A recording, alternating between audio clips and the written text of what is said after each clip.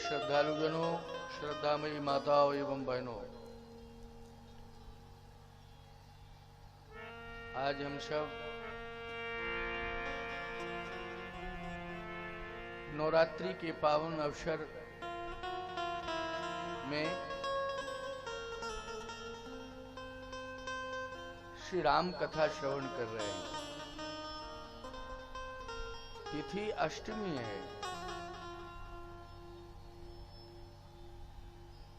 वास्तव में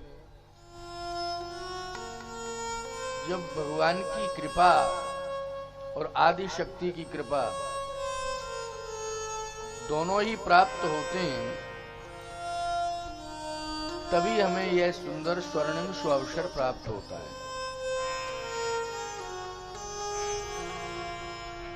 विगत दिवसों में आपने अरण्य कांड एवं किष्किंधा कांड पर आधारित श्री राम कथा श्रवण की। आज भी इसी क्रम में किष्किंधा कांड का एक महत्वपूर्ण प्रसंग, जिस प्रसंग में बाली ने भगवान से प्रश्न किया और भगवान ने बाली के प्रश्नों का उत्तर दिया। प्यारे,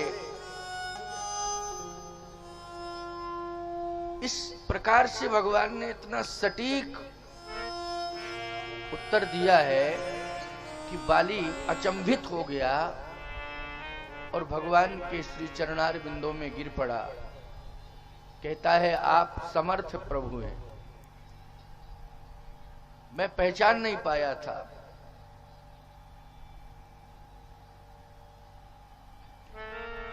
आपके सामने चतुराई की बात करना, चतुरता का प्रदर्शन करना, ये बुद्धि की बहुत बड़ी अल्पज्ञता है। अब मेरी एक प्रार्थना है कि प्रभु,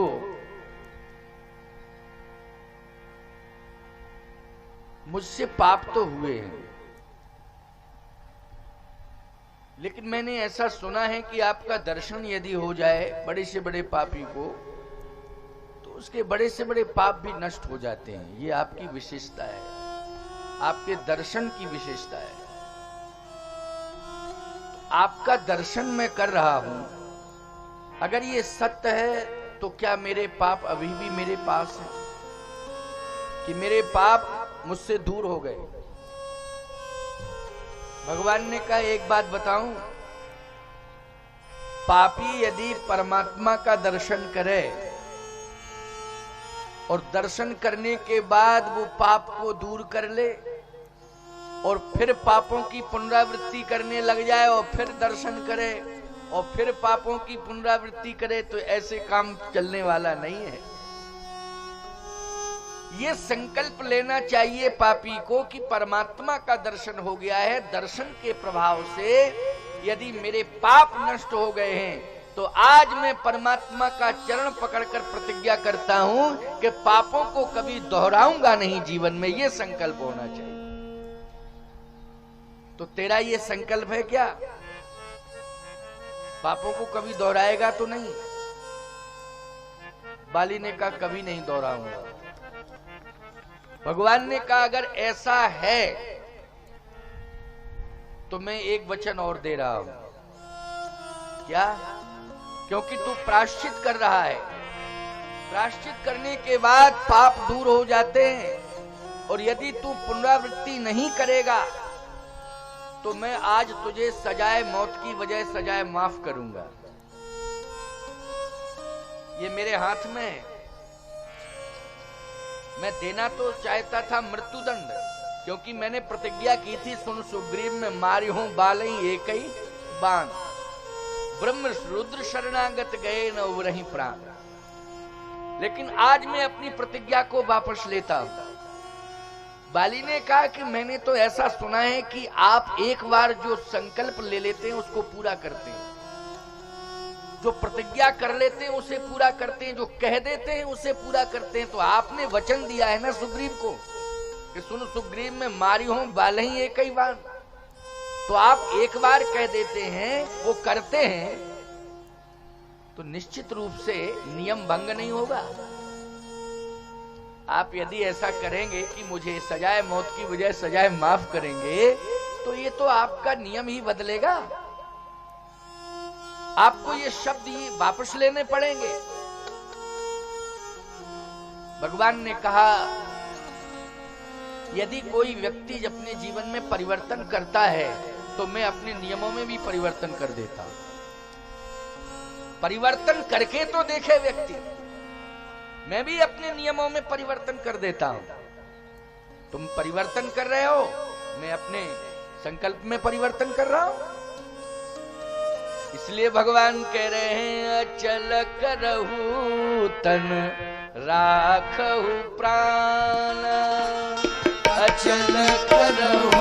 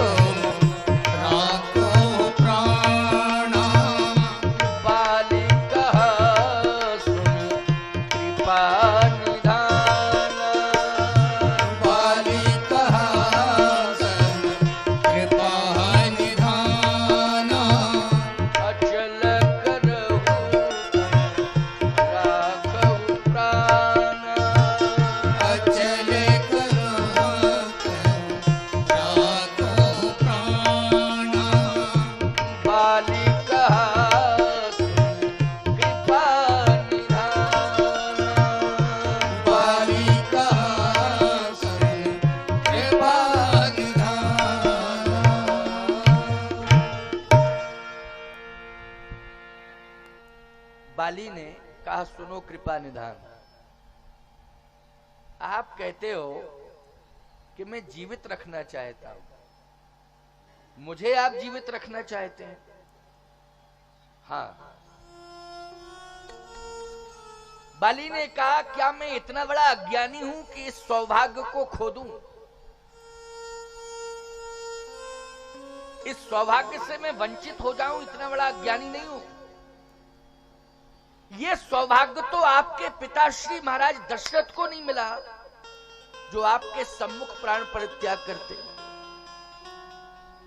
ये सौभाग्य तो मुझे मिल रहा है। आपके पिताश्री ने अनंत वर्षों तक तपस्या की। जब महाराज मनु के रूप में थे तो नैमिषारण्य में तपस्या की थी ना। जब नैमिष में तपस्या की तब आपको प्राप्त किया महाराज मनु ने, फिर वही मनु दशरथ बने। लेकिन ये सौभाग्य महाराज दशरथ को नहीं मिला कि मृत्यु के समय आप उनके सम्मुख होते। लेकिन सारा संसार देख रहा है ये सौभाग्य तो बाली को मिल रहा है, और यही सौभाग्य जटायु को भी मिला। क्यों भाई, जटायु को मिला ना यही सौभाग्य, और ये सौभाग्य बाली कहता मुझे भी मिल रहा है। क्या इस सौभाग्य से मैं वंचित हो जाऊं? मैं अपने सौभाग्य को दुर्भाग्य में नहीं परिणत करूंगा। ऐसा स्वर्णिम अवसर अब दोबारा मिलने वाला नहीं है कि आपके सम्मुख प्राण परित्याग करूं, क्योंकि जन्म जन्म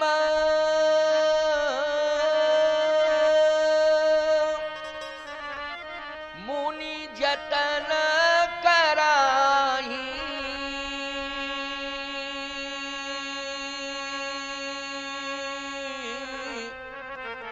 अंतराम कहियावत नाही। बड़े बड़े योगेंद्र मुनेन्द्र हंस परमहंस अमलात्मा बिमलात्मा अनंत वर्षों तक तपस्या करते हैं, लेकिन ऐसा सौभाग्य उन्हें भी प्राप्त नहीं होता है। दर्शन की बात छोड़ो, मृत्यु के समय उनकी जिह्वा पर राम का नाम नहीं आता है। ये सौभाग्य तो मुझे मिला है। आंखों में आंसू भी हैं। प्यारे, ऐसी मृत्यु अगर हो तो कहना ही क्या। एक बहुत बड़े अपराधी को ये स्वर्णिम अवसर मिला।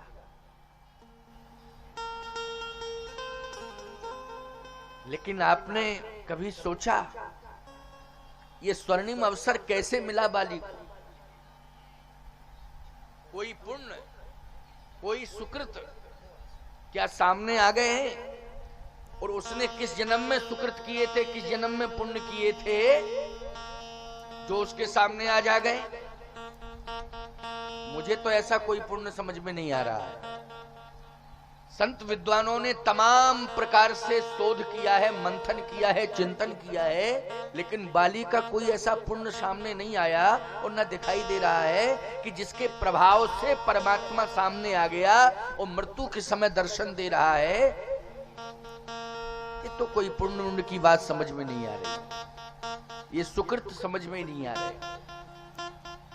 लेकिन फिर है क्या?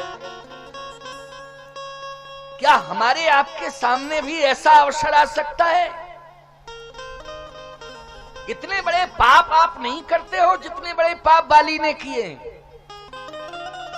बोलो भाई, पाप तो होते हैं, अपराध बनते हैं, ये मानव जीवन है, लेकिन शायद इतनी निकृष्टता पर आप नहीं उतरोगे।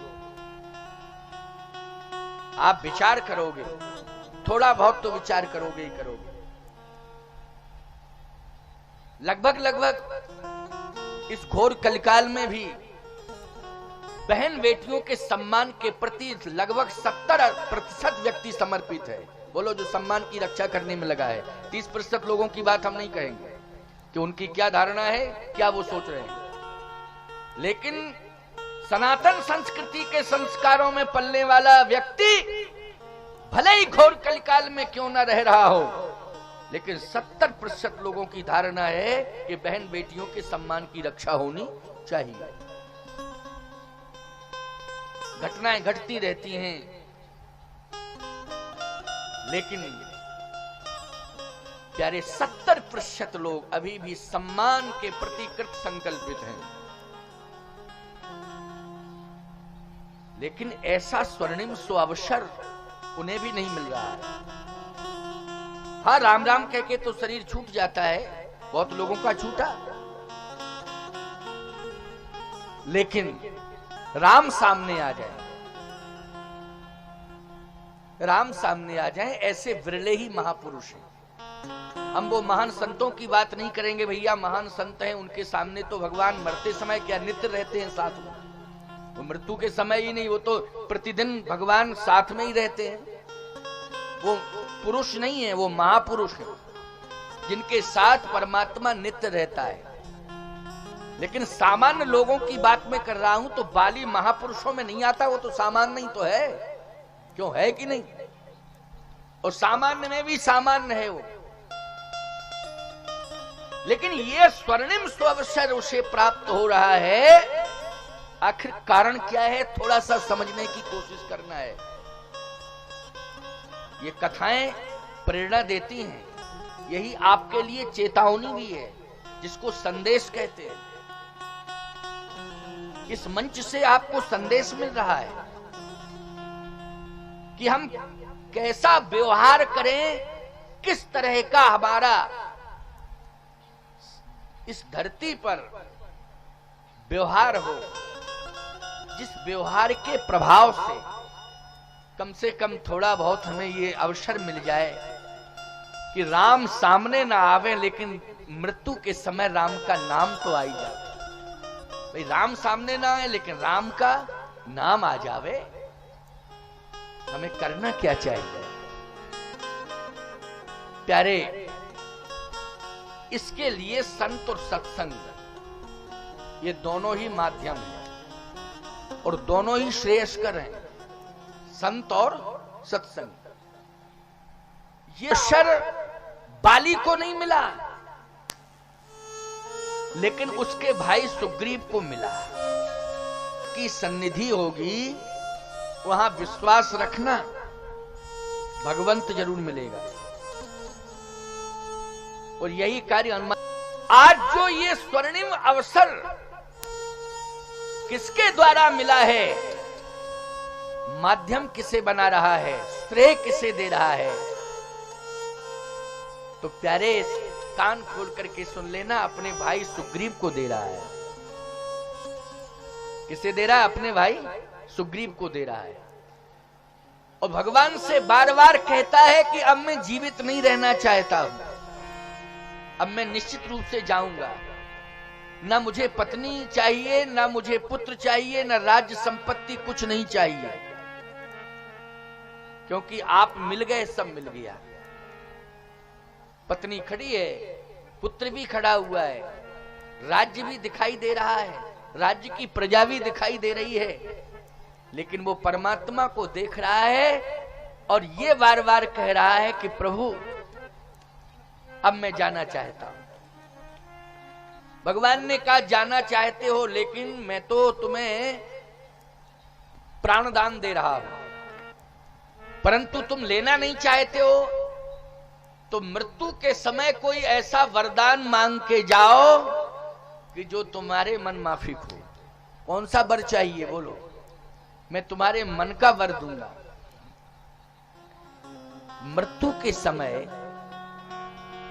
लोग ज्यादातर अगर वरदान की बात आवे तो यही मांगेंगे कि पहली बात तो यह है कि हमें नरक न जाना पड़े, ठीक है ना, यही कहेंगे मुझे नरक ना जाना पड़े, स्वर्ग मिले।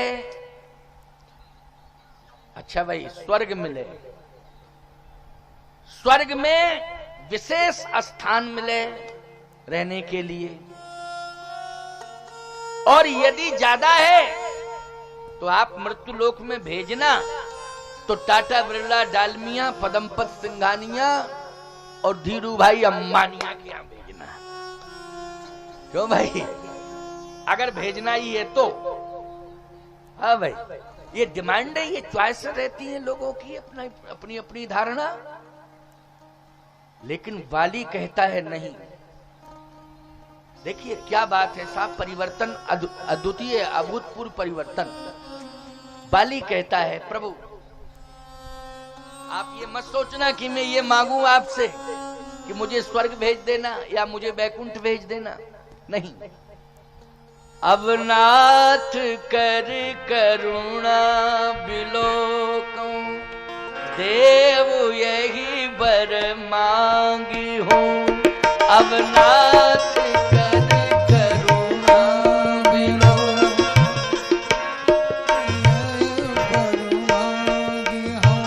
अब नाथ कर करुणा बिलोकूं, देव यही बर मांगी हूँ। अब नाथ कर करुणा बिलोकूं, देव यही बर मांगी हूँ। जहीं जोन जन्म हो कर्म बसता, यहीं जोन जन्म हो कर्म बसता, राम जी पद अनुरागी हूँ। यहीं जोन जन्म हो कर्म बसता, राम जी पद अनुरागी हूँ। यहीं जोन जन्म हो कर्म बसता, राम जी पद अनुरागी हूँ। यहीं जोन जन्म हो कर्म बसता, राम जी पद अनुरागी हूँ।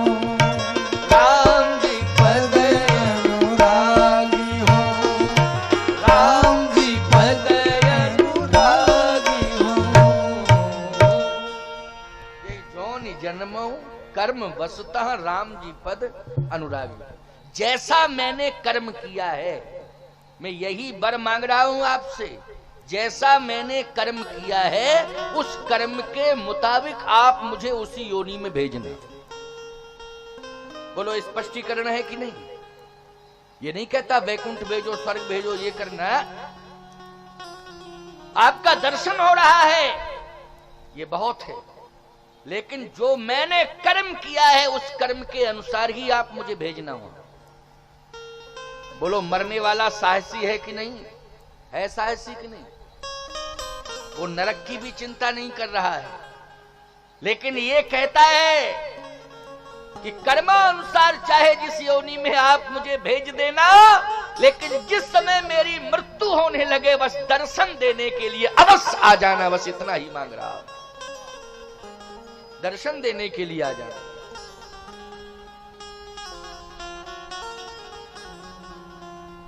भगवान की आंखें भी नम हो गई। भगवान की आंखों से आंसू ऐसे गिरने लगे प्यारे, जैसे सावन भादों में एक झड़ी सी लग जाती है, ऐसे भगवान की आंखों में आंसू। सोचो जरा इस शब्द को सुन करके कि ये मेरी कर्म व्यवस्था को स्वीकार कर रहा है। ये मरने वाला व्यक्ति मेरी कर्म व्यवस्था को बिगाड़ नहीं रहा है, स्वीकार कर रहा है। इसलिए प्रत्येक व्यक्ति को सोच समझ के कर्म करना चाहिए। प्रयास ये करना चाहिए कि हमारा कर्म बिगड़ने न पावे।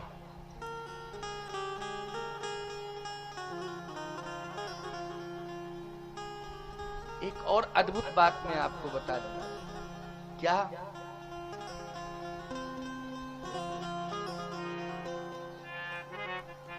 कहता है प्रभु एक निवेदन और कर रहा हूं आपसे। क्या?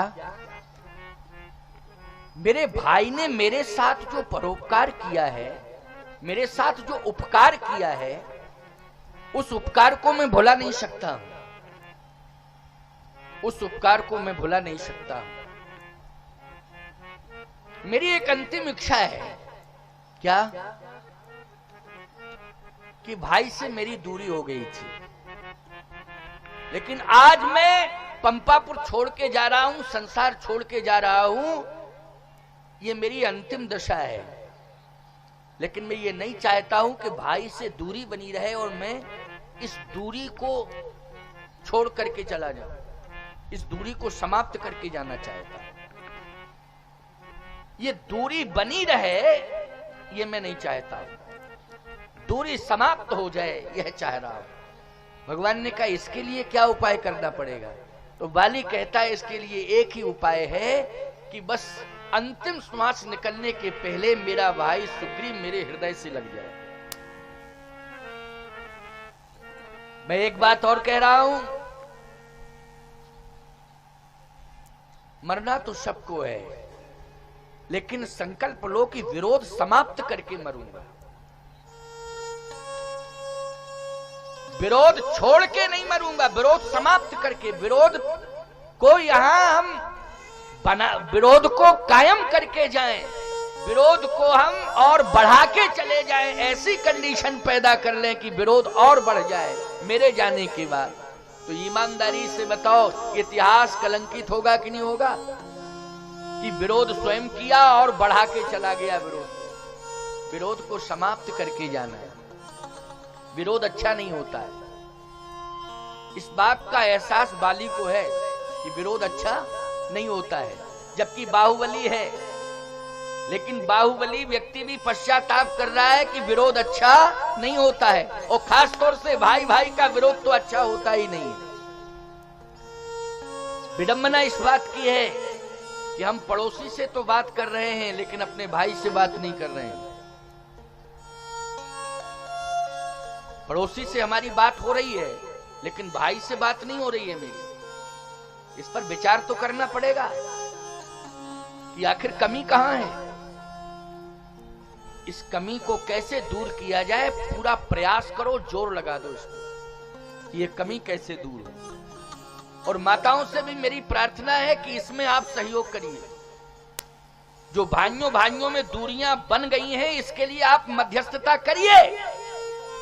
और ऐसी अहम भूमिका का निर्वाह करिए कि भाइयों में एकता हो जाए, भाइयों की दूरियां समाप्त हो जाएं, भाई भाई आपस में मिलें। और बोलो इसके लिए अगर नारी संकल्प ले ले तो संभव है कि नहीं? संभव है। नारी अगर चाह ले तो यह संभव है। बहुत बड़ी ताकत है नारी, सामान्य नहीं हो। तुम चाह लो तो यह संभव है। इसमें आपको सहयोग करना पड़ेगा। आज अष्टमी है, महत्वपूर्ण तिथि है। यह संदेश केवल मेरा इस पांडाल तक सीमित नहीं है कि मेरी आवाज कि केवल इतने ही लोगों तक पहुंच रही हो। अच्छा, ये इलेक्ट्रॉनिक व्यवस्था जिसके माध्यम से, YouTube चैनल के माध्यम से बहुत सारे राज्यों में ये प्रसारण हो रहा है, और यहां तक नहीं, यहां इसके अलावा भी अन्य देशों में भी ये संदेश जा रहा है। लोग सुन रहे हैं, देख रहे हैं। यहां तक ही सीमित नहीं है। मैं कहता हूं, ये जितने भी शास्त्र के शब्द होते हैं वो वायु में गूंजते रहते हैं, आकाश में गूंजते रहते हैं। और आकाश में जब गूंजते रहते हैं तो याद रखना, कल्याण करने वाले, लोक कल्याणकारी जितने भी शब्द होते हैं, संदेश होते हैं, किसी संत की वाणी से अगर निकलते हैं तो वो व्यर्थ नहीं जाते हैं। जहां जहां तक वायु का वेग जाता है वो संदेश वहां तक पहुंचता है, और निश्चित रूप से किसी न किसी के कर्णेंद्रिय के माध्यम से हृदयस्थ होकर परिवर्तन भी कराता है। ये शब्द साधारण नहीं, इसलिए ध्यानपूर्वक सुनना चाहिए, मन लगाकर सुनना चाहिए। भाई भाई का विरोध समाप्त होना चाहिए। संपत्ति के कारण भाइयों में विरोध, ये संपत्ति क्या साथ जाएगी? संपत्ति यहीं रह जाएगी। लेकिन संपत्ति तो, विरोध जब होता है तो संपत्ति रहती कहां है? विपत्ति आ जाती है। विरोध में संपत्ति नहीं रहती है, विपत्ति आती है। और जब विपत्ति आती है तो निश्चित रूप से संपत्ति रहती ही नहीं है, तभी विपत्ति आती है। तो बाली कहता है कि अंतिम श्वास निकलने के पहले मेरा भाई मेरे हृदय से लग जाए प्रभु, बस मेरी यही इच्छा है। भगवान ने कहा ये तो बहुत सामान्य सी बात कह रहे हैं आप, इसमें क्या दिक्कत है? सुग्रीव, तुम्हारा भाई तुम्हें याद कर रहा है, इसलिए अपने बड़े भाई बाली के हृदय से लग जाओ। अब सुग्रीव राम जी के पीछे खड़ा है, डर रहा है, कांप रहा है। थोड़ी देर हो गई तो भगवान ने कहा क्यों, सुनाई नहीं दे रहा है क्या? मैं कह रहा हूं कि तेरा भाई इंतजार कर रहा है, उसके प्राण निकलने वाले, उसकी इच्छा है कि मेरी अंतिम इच्छा है कि मेरा भाई मेरे हृदय से लग जाए। तो आओ अपने भाई के हृदय से लगो। तो कांपते हुए कहता है प्रभु, मैं भाई के बल को जानता हूं कि भुजाओं में कितना बल है, और कहीं भाई ने हृदय से लगा लिया और थोड़ी सी चूड़ियां टाइट कर दी अगर भुजाओं की, तो निश्चित है कि दोनों ही साथ जाएंगे। बड़े भाई तो जाएंगे ही, साथ में मैं भी जाऊंगा। इसलिए अब मेरी इच्छा तो ये कि दूर ही से राम राम कर लूं तो ज्यादा अच्छा है। भगवान ने कहा धिक्कार है तुझे, अभी भी तेरे जीवन में भय है, मैं खड़ा हूं फिर भी भय।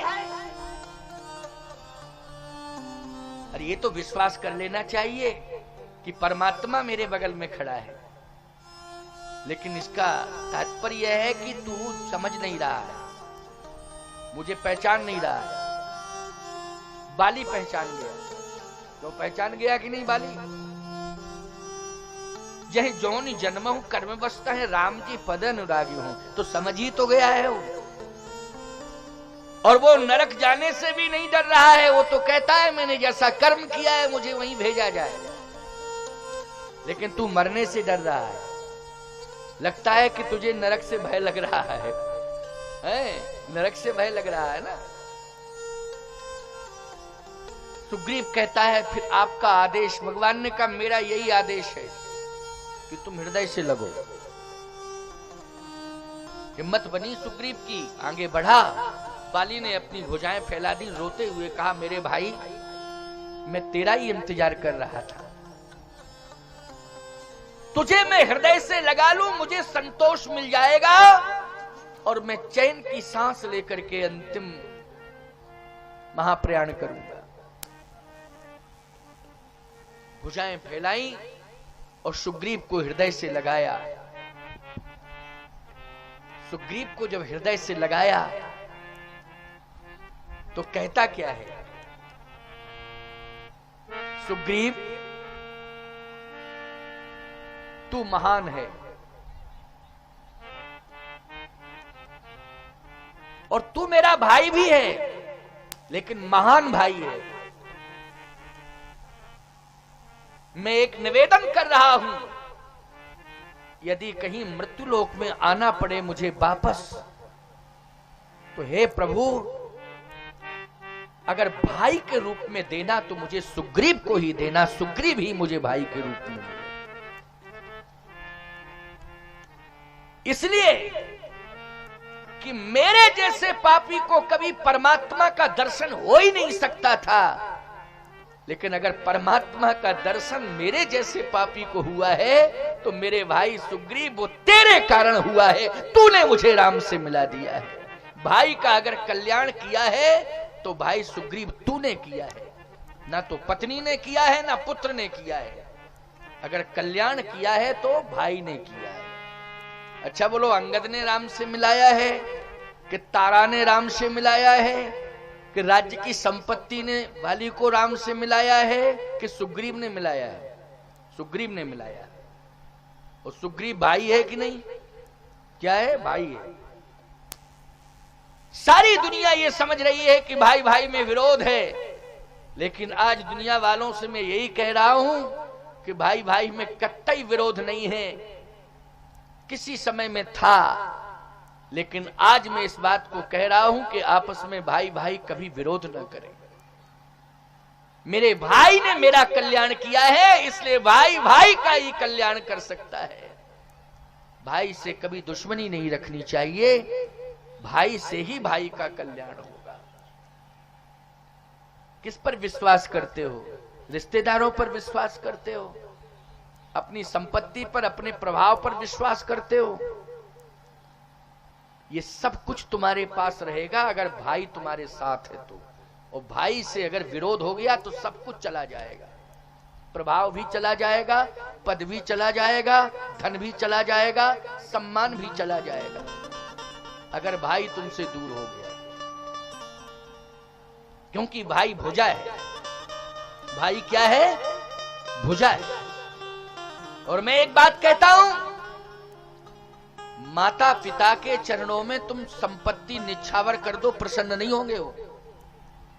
क्यों? उन्होंने तो तुमको उल्टी संपत्ति दी है। और यदि तुमने संपत्ति को बढ़ाया है तो इसमें तो माता पिता को श्रेय जाता। अगर वो जन्म नहीं देते तो तुम लायक ही नहीं होते सब करने के। कहां से लायक बन जाते? ये तो माता पिता ने सबसे बड़ा उपकार यही किया कि तुम्हें जन्म दिया है। और एक बात बताएं, यदि तुम जन्म को सहजता में ले रहे हो तो मैं एक बात कहता हूं, जन्म आपका भले ही सहजता में हो गया, लेकिन मां ने और पिता ने दोनों ने मिलकर के पालन पोषण किया है कि नहीं किया है?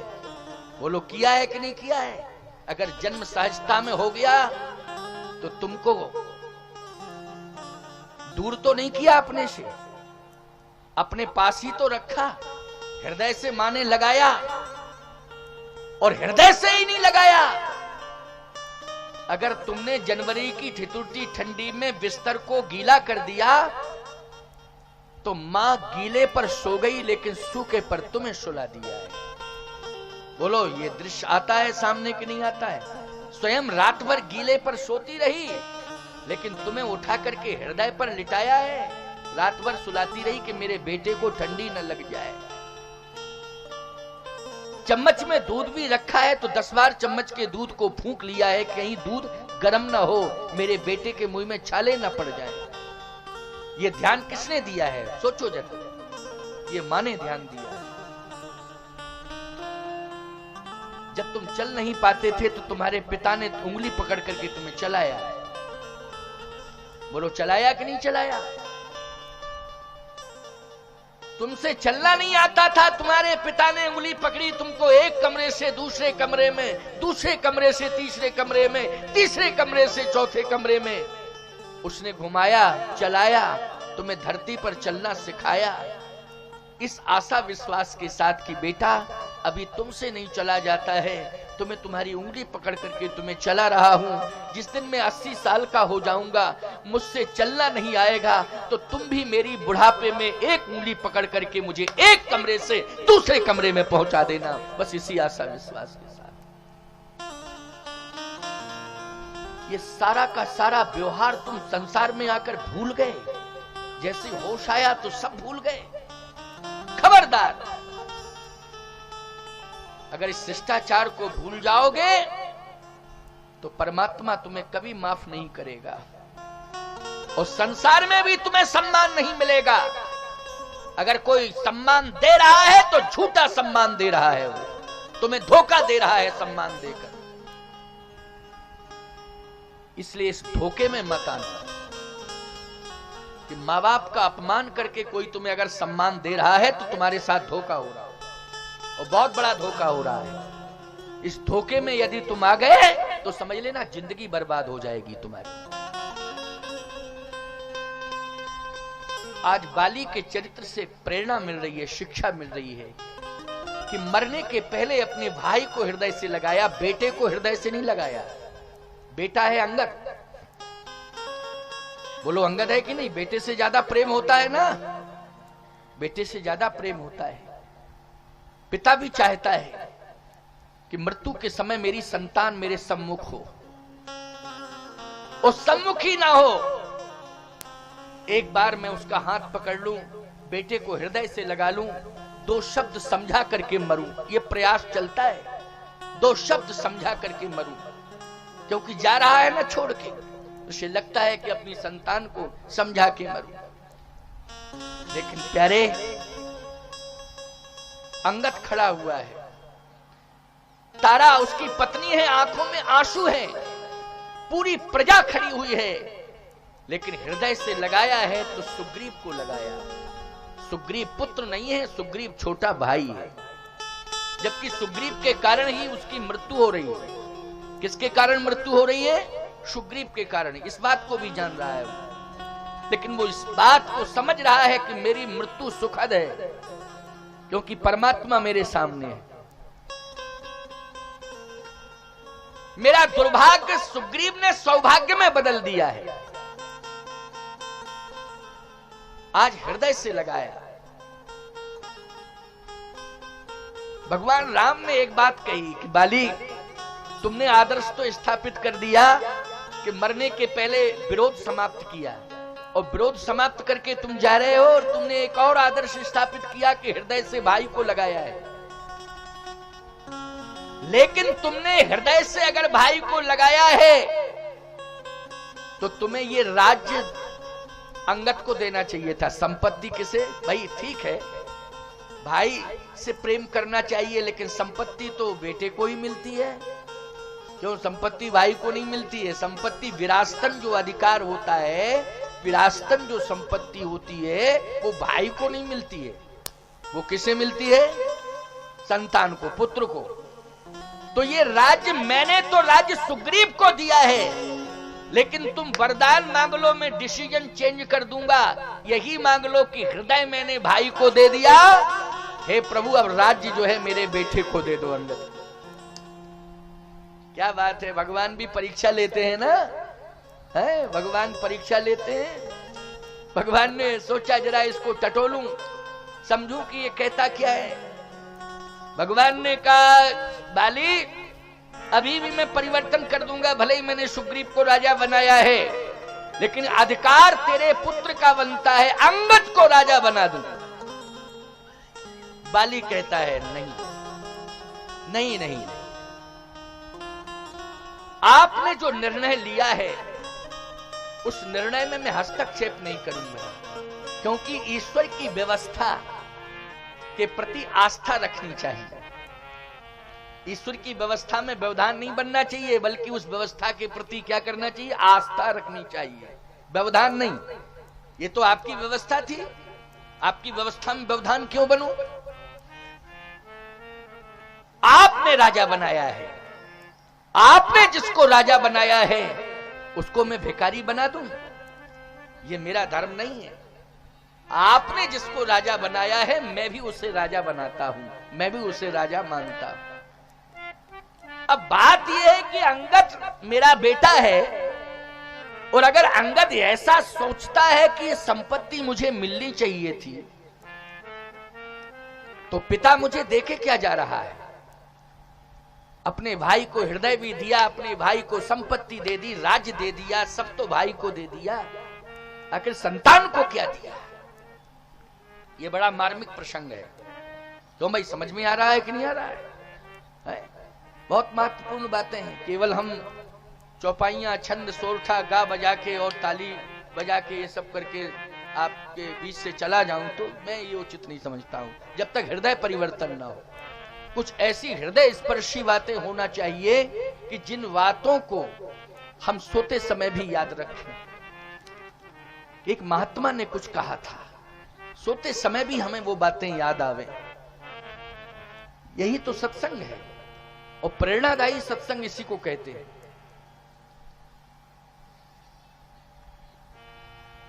बाली ने कहा, नहीं अंगद, मैं तुझे जो देके जा रहा हूं, मृत्यु के समय किसी भी पिता ने अपनी संतान को वो नहीं दिया हो, और शायद है ना कोई दे पाएगा, और पहले तो किसी ने दिया ही नहीं जो मैं देके जा रहा हूं। लोग सोच रहे होंगे कि अब बचा क्या है इसके पास? राज्य था, सुग्रीव को मिल गया, अब इसके पास प्राण बचे हैं, तो प्राण तो स्वाभाविक स्थिति में छूटेंगे ही छूटेंगे। अब इसके पास देने के लिए है क्या? क्या स्पेशल चीज कुछ रखे है जो देना चाहता है? क्या है इसके? लोग आंख लगाए हुए हैं, देख रहे हैं अब देता क्या है। हो सकता राजा रहा तो स्पेशल कुछ चीज रखी होगी, क्यों भाई? राजा रहा, स्पेशल चीज रखी होगी तो वही दे दी जाएगी। अब क्या देगा? आंखों में आंसू हैं, कहता है अंगद मेरा हाथ पकड़, हाथ पकड़ मेरा। तो हाथ में तो कुछ था नहीं भाई, मुट्ठी बंधी होती तो ये समझ में आता कि इसमें कुछ रखा है, हाथ तो खुला था। क्या मेरा हाथ पकड़? तो खाली हाथ, ये दिखाई दे रहा है कि खाली हाथ पकड़ाया जा रहा है। अब खाली हाथ में क्या है? हाथ ही हाथ है केवल, है? अब हाथ में है क्या? कुछ होना चाहिए।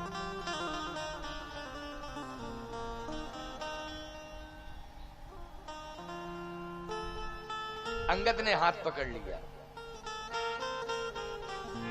कहा अंगद, दुनिया के पिता जब मरते हैं तो वो संतान के हाथ में संपत्ति पकड़ा देते हैं। क्यों भाई? रोजगार पकड़ा देते हैं, व्यापार पकड़ा देते हैं कि मैं मर रहा हूं लेकिन तुझे व्यापार देके जा रहा हूं।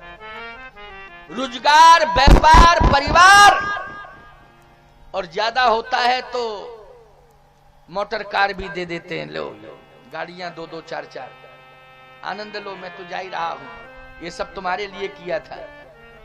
लेकिन अंगद सुन ले मेरी बात को, मैं तुझे रोजगार, व्यापार, घर द्वार, मोटर कार नहीं दे रहा हूं, आज मैं तुझे परवरदिगार को दे रहा हूं, तेरा हाथ भगवान के हाथ में पकड़ा रहा हूं। किसी भी पिता ने आज तक ऐसा किया हो तो बताए कि मृत्यु के समय अपने पुत्र का हाथ परमात्मा के हाथ में पकड़ा दिया हो? बोलो। यह बाली ने किया। इससे बड़ी उपलब्धि अंगद अब हो नहीं सकती दूसरी। ये राज्य तो चला जाएगा, संपत्ति चली जाएगी, परिवार के लोग चले जाएंगे, व्यापार नष्ट हो जाएगा, लेकिन परमात्मा अगर मिल गया तो लोक और परलोक दोनों ही बन जाएंगे प्यारे, दोनों बन जाएंगे, लोक भी और परलोक भी। इसलिए अंगद अब मेरे पास आ जा। अंगद की आंखों में आंसू हैं, हाथ पकड़ा, अंगद पास में आया और कहा प्रभु ये मेरा भाई है सुग्रीव, मैं समर्थन करके जा रहा हूं कि आपने इसे राजा बनाया है, ये राजा रहेगा, और मेरे मरने के बाद पंपापुर के निवासियों किसी प्रकार की बगावत मत करना। मैं आदेश देके जा रहा हूं कि जिस तरह से मुझे राजा के रूप में सम्मान दिया है, मेरे भाई सुग्रीव को भी उसी तरह से सम्मान देना। किसी भी प्रकार की बगावत मत करना, शांति पूर्वक व्यवस्था कायम रखना और विधिवत सम्मान करना सुग्रीव। देखो भाई, विवाद समाप्त कर गया कि नहीं कर गया, जिससे किसी भी प्रकार का कहीं कोई झंझट न रहे, कोई संदेह न रहे। कहा अंगद तुझे भी मैं शिक्षा दे रहा हूं कि जिस तरह से पिता का सम्मान तूने किया है, अपने चाचा को भी पिता का ही दर्जा देना, उसको पिता की तरह सम्मान देना। प्रधानमंत्री सुमंत को भी भगवान दशरथ जी की तरह सम्मान देते थे, आदर कीन पिता समलेखा। राम सुमंत रहे आवत देखा, आदर कीन पिता समलेखा।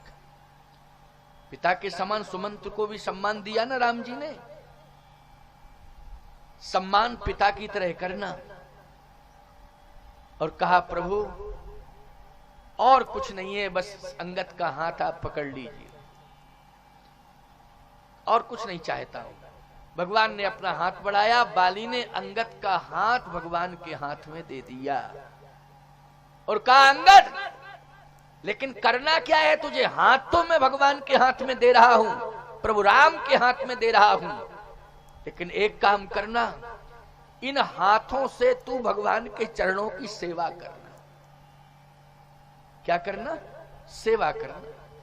यह तनय मम सम विनय बल, यह तनय मम सम विनय बल, कल्याण प्रद प्रभु लीजिए, कल्याण प्रद प्रभु लीजिए।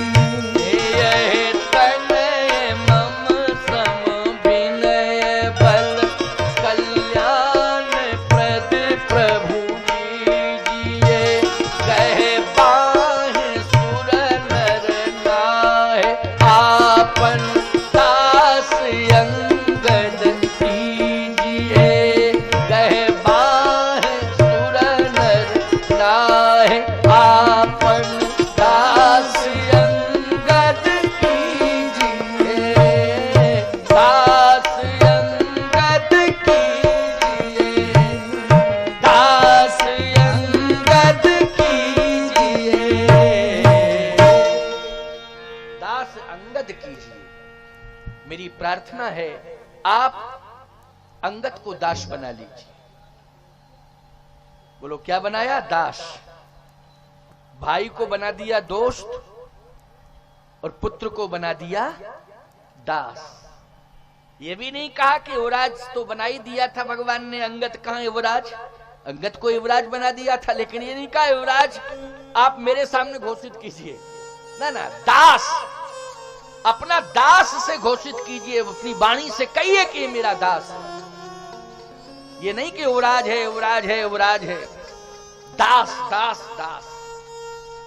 तो बोलो अपनी संतान को भगवान का दास बना दिया, बनाया कि नहीं? बोलो सुधार हुआ कि नहीं? बाली में कितना बड़ा परिवर्तन आया कि स्वयं जो है कर्म की व्यवस्था से जुड़ा हुआ है और कहता है कर्मानुसार मुझे उसी योनि में भेज दीजिए, लेकिन अंगद का कर्म ना बिगड़ने पावे, इसलिए इसको दास बना लीजिए। ये आपके चरणों की सेवा करता रहेगा तो जो मेरी दशा हुई है या जो मैंने किया है वो ये अंगद नहीं करेगा। उस दुष्कर्म से अंगद बचा रहेगा। बोलो भाई, दुष्कर्मी तो था, उसके द्वारा अनाचारी तो था बाली के द्वारा, इससे ये बचा रहेगा, आपका दास बना रहेगा। देखो भाई, हम महात्मा लोग भगवान के दास हैं, और भगवान के दास हैं तो जितने भी गलत कर्म हैं उनसे बचे रहते हैं। और यदि हम भगवान का दास न बन के हम पूरे पूरे पूरे पूरे प्रधानमंत्री के, राष्ट्रपति के खास हो जाएं, तो फिर याद रखना हम अपने प्रभाव का दुरुपयोग करेंगे और एक दिन वो नौबत आएगी, ना प्रधानमंत्री मेरा साथ देंगे ना राष्ट्रपति मेरा साथ देंगे, हमें तो जेल की रोटियां खानी पड़ेगी। ये कंडीशन आ जाएगी, फिर उस समय राष्ट्रपति और प्रधानमंत्री साथ नहीं देंगे। लेकिन अगर हम भगवान के दास बन जाएं और भगवान की दासता ही जीवन भर स्वीकार करते रहें, तो ईमानदारी से बताओ बचाएगा मुझे कौन? राष्ट्रपति प्रधानमंत्री नहीं, मुझे परमात्मा स्वयं बचाएगा। और जिसकी रक्षा परमात्मा करेगा उसे सजा कोई दुनिया का दे सकता है क्या? बोलो, कौन सजा देने की हिम्मत जुटाएगा जिसकी रक्षा परमात्मा कर रहा हो? इसलिए हम परमात्मा के दास बने। केवल महात्मा ही नहीं, हम समान लोगों से भी कहना चाहते हैं, आप सभी जीवात्माओं से, कि भगवान के दास बने रहो। कुछ नहीं बिगड़ेगा तुम्हारा, बचे रहोगे, दुर्गुण कभी आएंगे नहीं, ये भटकेंगे भी नहीं दुर्गुण। दुर्गुणों से सदा दूर रखेंगे कौन? भगवान। बस करना क्या पड़ेगा? भगवान की दासता स्वीकार करनी पड़ेगी। सच्चे मन से भगवान की दासता स्वीकार करनी पड़ेगी, प्रदर्शन में नहीं कि प्रदर्शन में हम भगवान के दास बन जाएं। मन से न बने, मन से भगवान का दास बने। भगवान रक्षा करते रहेंगे। बड़े बड़े संत हुए हैं, अरे गृहस्थों में भी बहुत उच्च कोटि के संत हुए हैं साहब, बहुत उच्च कोटि के संत हुए हैं। अरे नीम करोड़ी महाराज कितने बड़े संत हो गए, बोलो हो गए कि नहीं हो गए? अरे उनका भी तो गृहस्थ जीवन था, लेकिन कितने बड़े संत हो गए, उच्च कोटि के संत हो गए। हुए कि नहीं हुए? गोस्वामी तुलसीदास जी महाराज गृहस्थ थे, कितने बड़े उच्च कोटि के संत हुए। कबीर दास जी महाराज गृहस्थ थे, कितने बड़े उच्च कोटि के संत हुए। हुए कि नहीं? नानक जी, संत तुकाराम जी, एकनाथ जी, बोलो कितना नाम बतावे हम आपको।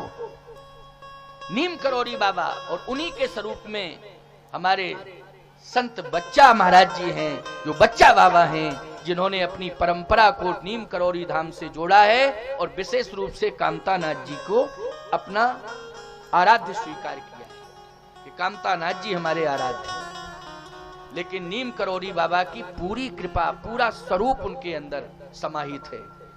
तो ये क्या है? गृहस्थ जीवन में रह करके भी एक साक्षात्कार कर लेना डायरेक्ट श्री हनुमान जी का, गंगा जी का, कामतानाथ जी का, इसको क्या मानोगे आप? यह है सच्चे मन से भगवान के श्री चरणों की दास्ता। सच्चे मन से भगवान के श्री चरणों की दास्ता, ये इसका ये अर्थ है। इसलिए सच्चे मन से दास्ता स्वीकार करो, बनावटीपन से दास्ता स्वीकार मत करो। पहली बात तो यह है कि सच्चे मन से भगवान की दास्ता का अर्थ है अत्यधिक सरल हो जाना।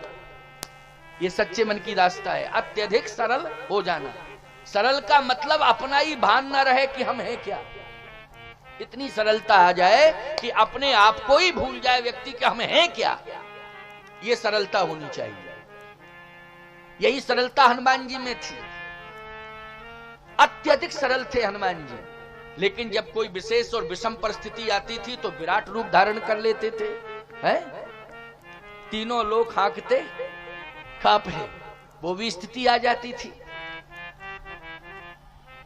लेकिन सरलता में इतने सरल हैं कि हनुमान जी ने सरलता से सब कुछ पा लिया। रामई जी को पा लिया है।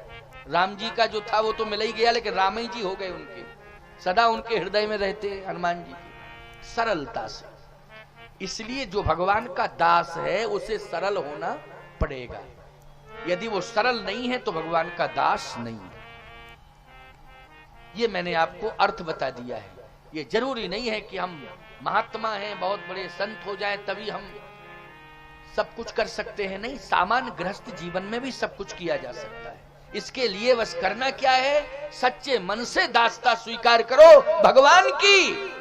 और इस भगवान की सच्ची दासता तभी होगी जब आप सरल हो जाए। बाली सरल हो गया ना सरल, कितना सरल हुआ। कहा दास बनाओ प्रभु, दास स्वीकार करो कि ये मेरा दास है। भगवान ने कहा मैंने स्वीकार कर लिया कि ये मेरा दास, ये मेरा दास है, लेकिन ऐसे नहीं, मेरी एक प्रार्थना और है। क्या? कि दास तो कई प्रकार के होते हैं। आपका जो धाम है अयोध्या, वहां आप इसे ले जाइए और इसके हाथ में झाड़ू पकड़ाइए, ये टहल करता रहे, झाड़ू लगाता रहे अयोध्या में। देखो भैया, दास में भी ऐसी सेवा दी है नहीं, दास तो कई प्रकार की सेवा करते हैं, बोलो, लेकिन टहलुआ झाड़ू लगाने वाला, ये सेवा देना अयोध्या में। ये नहीं कि सिंहासन के बगल में बिठा लो, वो कहो ये मेरा दास, ये सेवा मिलनी चाहिए। अंगद, इसी से तेरा उद्धार होगा कि तू जहां पर राम का जन्म हुआ है वह भूमि महान है, वहां जाकर के पंपापुर के राज वैभव में मत रहना, अयोध्या में जाकर के अयोध्या की गलियों में झाड़ू लगाते रहना। इसलिए अंगद कहता है नीच टहल ग्रही के सब करी हूं, नीच टहल के सब करी हूं, नीच टहल के सब कर हूं, पद पंकज बिलोक भवटरी हूं,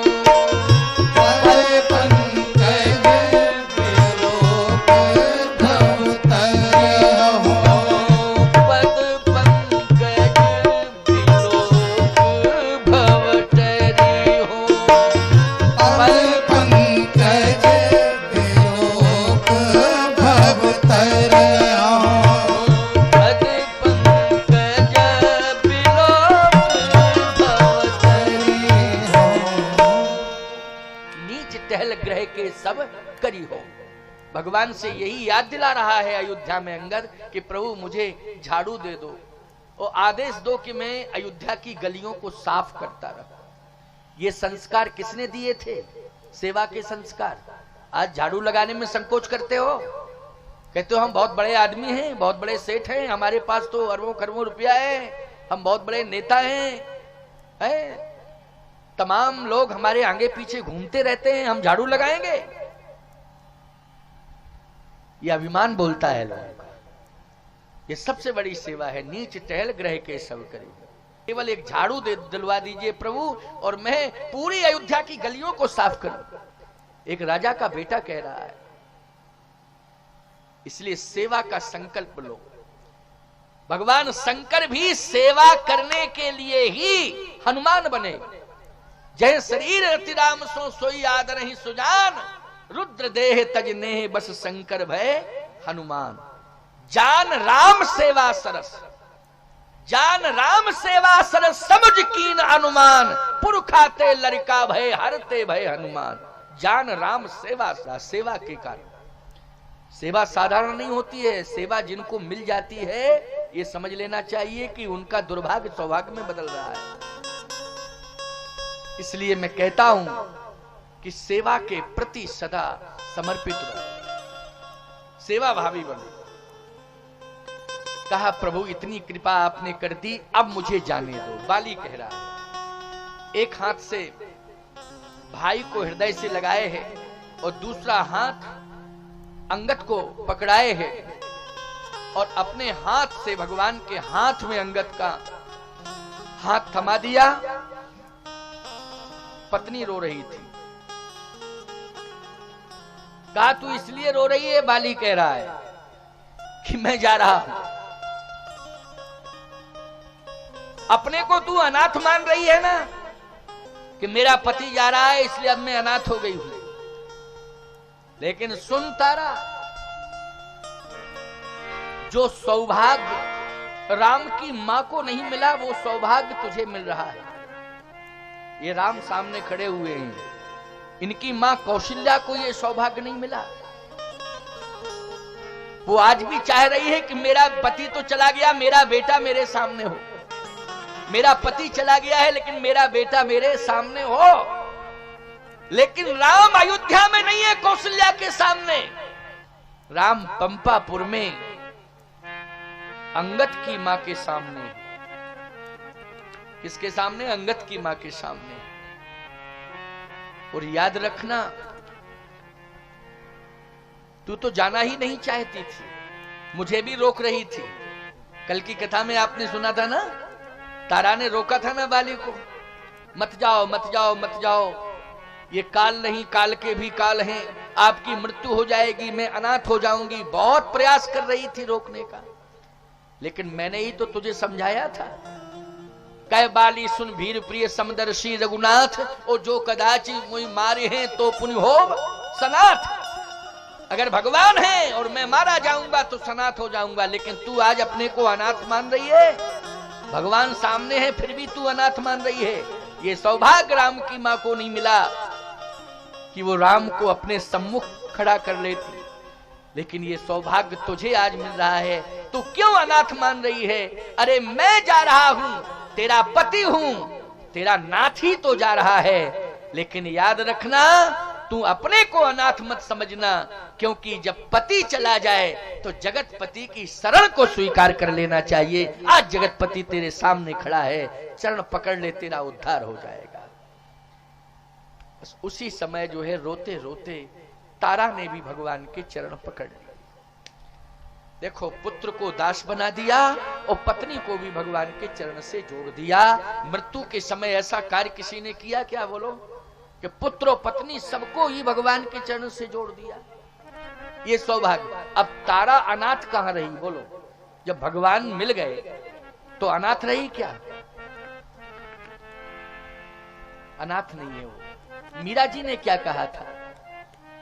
मीरा जी ने यही कहा, मीरा के ऊपर प्रश्न चिन्ह लगाया गया और लोगों ने यही कहा कि पति तो पति होता है, जब पति था घर में तो पति को क्यों छोड़ा?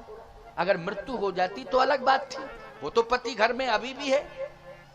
तो मीरा से पूछा कि अब क्या मान रही हो तुम अपने आप को? तुम्हारा पति घर में है, छोड़ के चली आई हो, छोड़ के आई हो कि नहीं?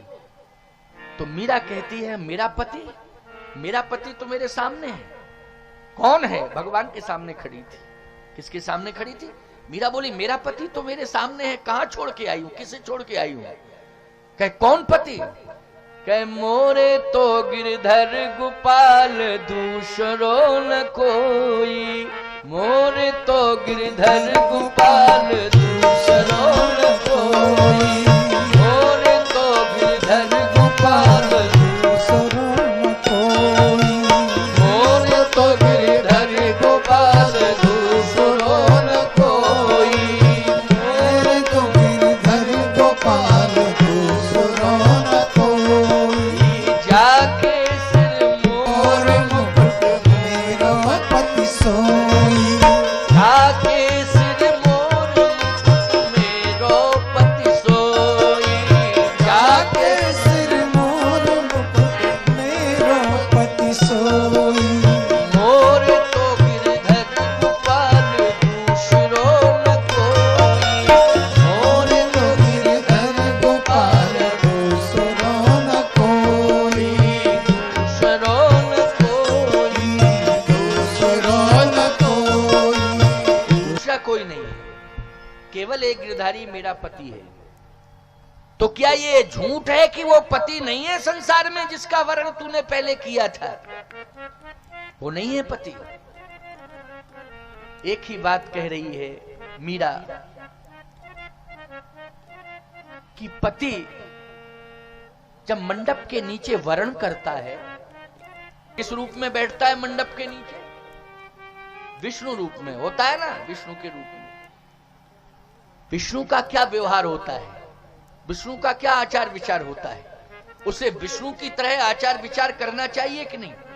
मैंने विष्णु का वर्ण किया था ना, तो ध्यान तो देना चाहिए कि विष्णु का जो चरित्र है, जो व्यवहार है, जो आचरण है, वही सदाचार रहना चाहिए, अंतिम श्वास तक की नहीं रहना चाहिए। लेकिन मेरे पति ने उस सब का त्याग कर दिया। तो जो संसार में वह तो दिखाना, लेकिन परमात्मा का त्याग कर देता है। अब लक्ष्मण जी जा रहे हैं पंपापुर। ये किष्किंधा कांड का ही प्रसंग है, क्यों है ना, किष्किंधा कांड का प्रसंग। लक्ष्मण जी जा रहे हैं, धनुष बाण हाथ में है, और लक्ष्मण जी चले साहब। अब लक्ष्मण जी जैसे ही पंपापुर के समीप पहुंचे तो आंखें लाल हो गई पंपापुर को देख के। क्यों? यही पंपापुर है जिसने सुग्रीव को मरांद बना दिया। ये पंपापुर की सत्ता को मैं नष्ट कर दूंगा। सबसे पहले तो पंपापुर को जला के भस्मीभूत कर दूंगा, खाक कर दूंगा। जार करो पुर छाड़, अभी जलाता हूं। क्यों भैया, गलती एक आदमी करे और पूरे गांव को पनिशमेंट मिले, ये अच्छी बात है? गलती सुग्रीव ने की है, पूरे नगर में आग लगे, तो ये बात तो अच्छी नहीं है। लेकिन सही बात बताएं आपको, गलती राजा करे तो प्रजा को भुगतना पड़ता है, क्योंकि वो राजा है, वो एक ही, वो प्रजा का मालिक है। क्यों भाई, राजा है तो क्या है, प्रजा का मालिक है। तो गलती अगर राजा करेगा तो प्रजा को भुगतना पड़ेगा, निश्चित रूप से भुगतना पड़ेगा। गलती राजा ने की है। यदि आपके नगर में संत रहता है तो नगर बचेगा। मिला केला ही मिला, दांव चल गया तो चल गया, मिल गया। अपने अपने दांव पे सवै लगाई थी, राम निशाना एक है तीरंदाज ने। चलो भाई, हनुमान जी के दरबार में तो केले की विशेषता होती है। हो सकता विशेष चेला होगा, उसको केला मिल गया है नहीं, वहां गया होगा मंदिर।